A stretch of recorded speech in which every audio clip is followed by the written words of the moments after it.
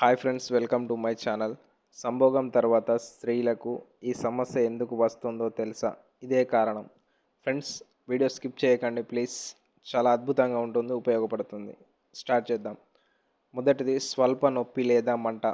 సంభోగం తర్వాత కొంతమంది మహిళలకు యోని ప్రాంతంలో స్వల్ప నొప్పి లేదా మంట అనిపించవచ్చు. ఈ విషయం చాలామందిని ఆందోళనకు గురి చేస్తుంది. అయితే ముందుగా ఒక విషయం గుర్తుంచుకోండి. ప్రతి సందర్భంలో ఇది తీవ్రమైన ఆరోగ్య సమస్యకు సంకేతం కాదు.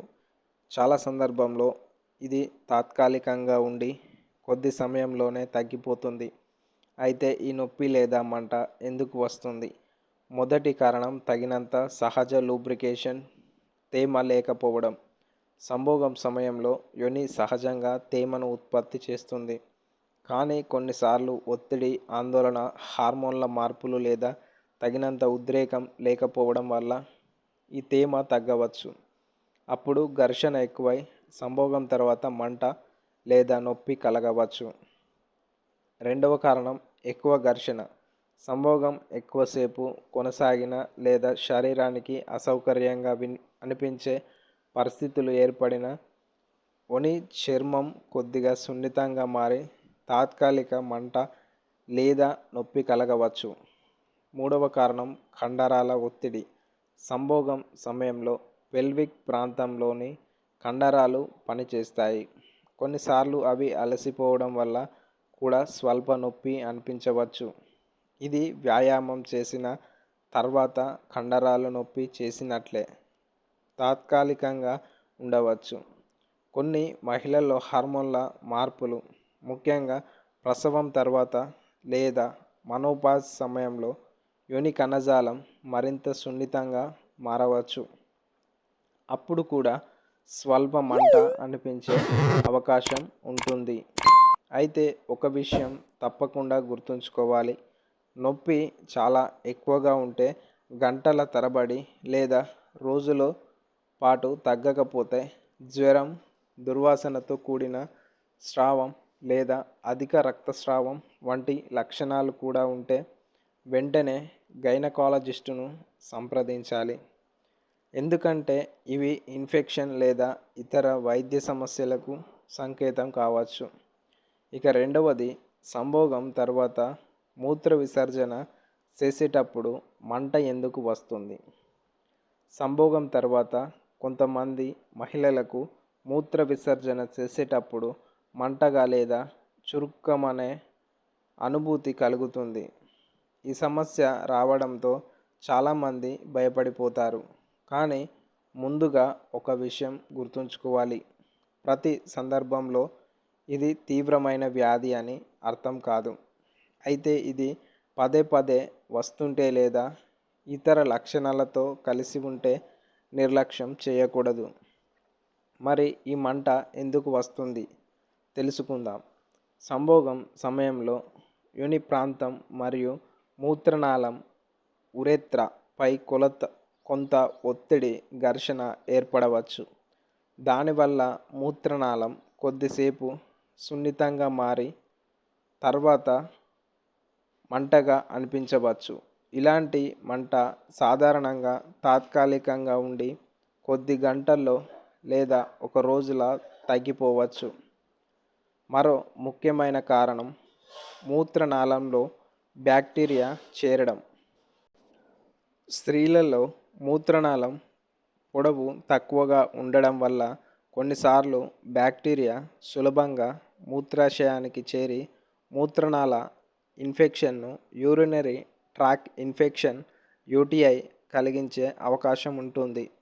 అప్పుడు మంటతో పాటు తరచుగా మూత్రం రావడం, మూత్రం పూర్తిగా పోనట్లు అనిపించడం, కడుపు దిగువ భాగంలో అసౌకర్యం వంటి లక్షణాలు కూడా కనిపించవచ్చు.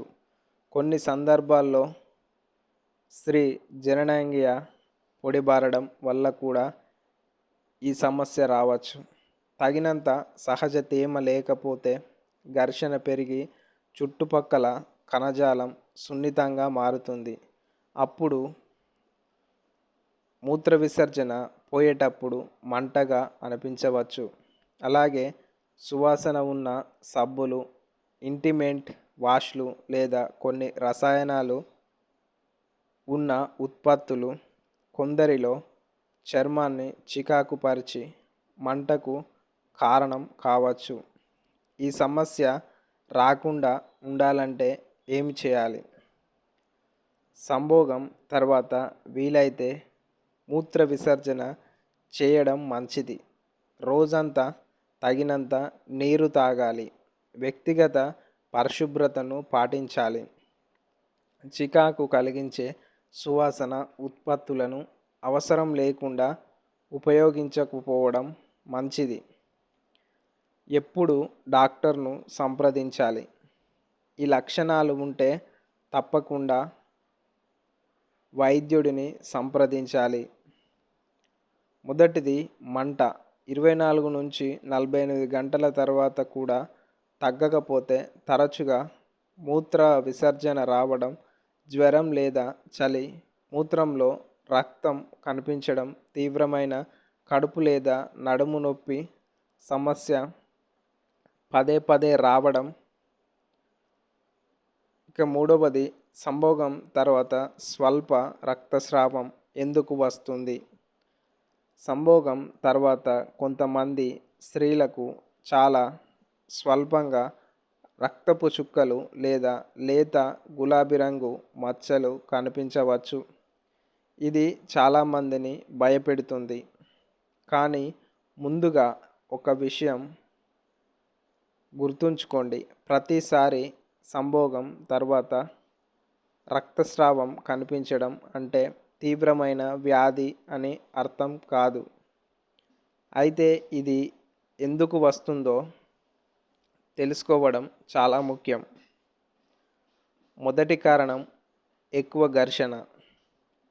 సంభోగం సమయంలో ఘర్షణ ఎక్కువగా జరిగితే స్త్రీ జననేంద్రియ లోపలి సున్నితమైన కణజాలంపై చిన్న చిన్న గాయాలు ఏర్పడే అవకాశం ఉంటుంది.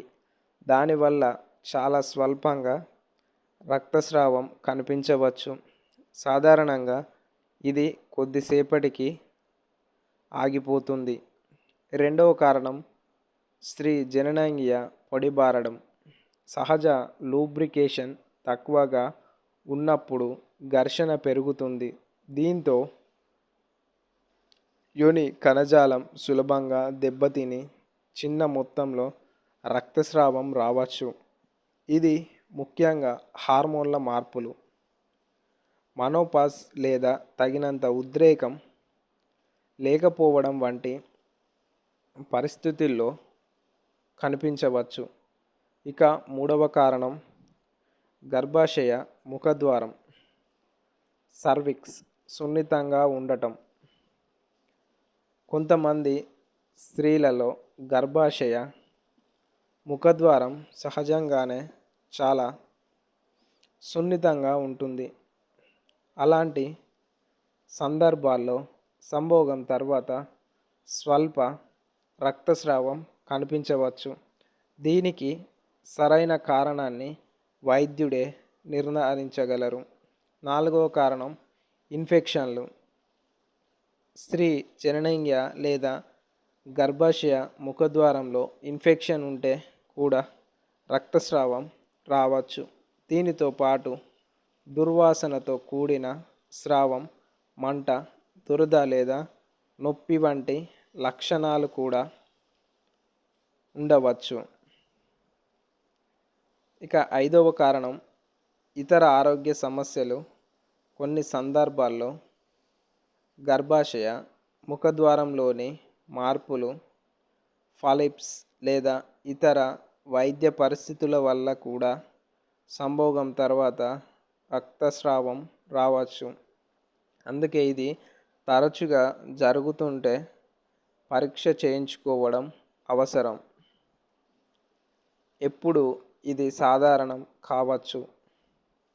ఒక్కసారి మాత్రమే చాలా తక్కువగా రక్తపు చుక్కలు కనిపించి వెంటనే ఆగిపోయి నొప్పి లేదా ఇతర లక్షణాలు లేకపోతే అది కొన్నిసార్లు తాత్కాలిక కారణం వల్ల కావచ్చు.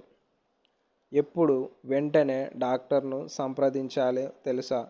ఈ పరిస్థితులు ఉంటే ఆలస్యం చేయకుండా గైనకాలజిస్టును సంప్రదించాలి. రక్తస్రావం ఎక్కువగా ఉంటే, ప్రతి సంభోగం తర్వాత రక్తస్రావం వస్తుంటే, తీవ్రమైన కడుపు లేదా పెల్విక్ నొప్పి ఉంటే, జ్వరం, దుర్వాసనతో కూడిన స్రావం లేదా మంట ఉంటే, గర్భధారణ సమయంలో రక్తస్రావం కనిపిస్తే, ఇలాంటి సమయంలో గైనకాలజిస్టును కలవడం మంచిది. ధన్యవాదాలు.